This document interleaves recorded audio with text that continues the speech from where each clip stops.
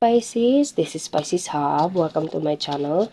So for today's video, gamitin natin na itong Angel Answers Oracle Cards para malaman natin kung ano yung daily advice, daily reading coming from our angel for Pisces sa araw na ito. Okay? This is a general reading, Pisces. So, pwede din sa'yo to, pwede din pong hindi, okay? And pwede you can think of a question and alamin natin kung ano yung magiging sagot ng angel mo. Pero kung wala naman, it's okay. Panoorin mo lang tong video na ito. And alamin natin kung ano yung magiging advice ng angel mo sa araw na ito. Okay? So, pwede ko na po siyang hindi na-explain pa further, Pisces, kasi iba-iba po yung sitwasyon niyo po. Okay? Take nyo lang basta mag-resonate yung mga advices, messages coming from our angel. Okay?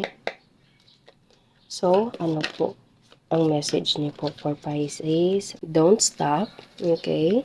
So, there is a message coming from our angel. Don't stop.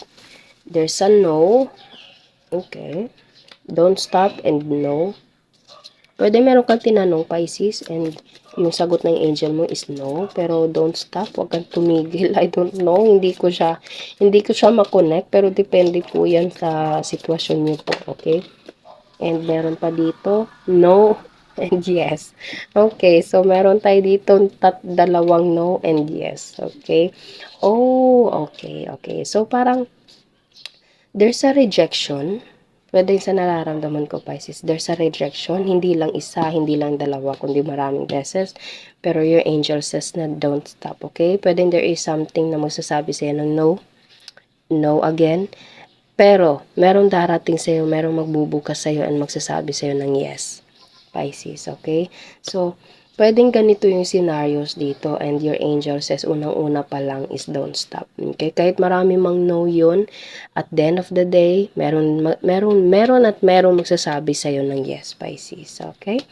Bottom of the deck is get more information.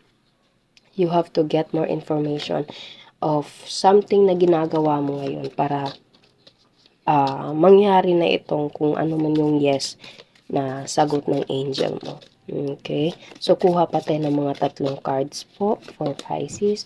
Opportunities. Yes, pwede ito ay merong connection sa opportunities. You're ready and be assertive. Okay? So, bottom of the deck, communicate clearly. Okay? So, ito yung mga advices, messages, answer ng prayer ng angel mo for Pisces sa araw na ito. Don't stop. No, no, and yes. And then there's an opportunity. You're ready. Be assertive and communicate clearly, Pisces. Okay? So, yun lang po ang messages, advices ng angel mo sa araw na ito. Naway nagustuhan niyo po. Huwag niyo po sana kalimutan na mag-like at mag-subscribe po sa ating channel and click the bell button, Pisces, para ma-notify po kayo sa next videos na i-upload natin, okay? Thank you, Pisces, and God bless!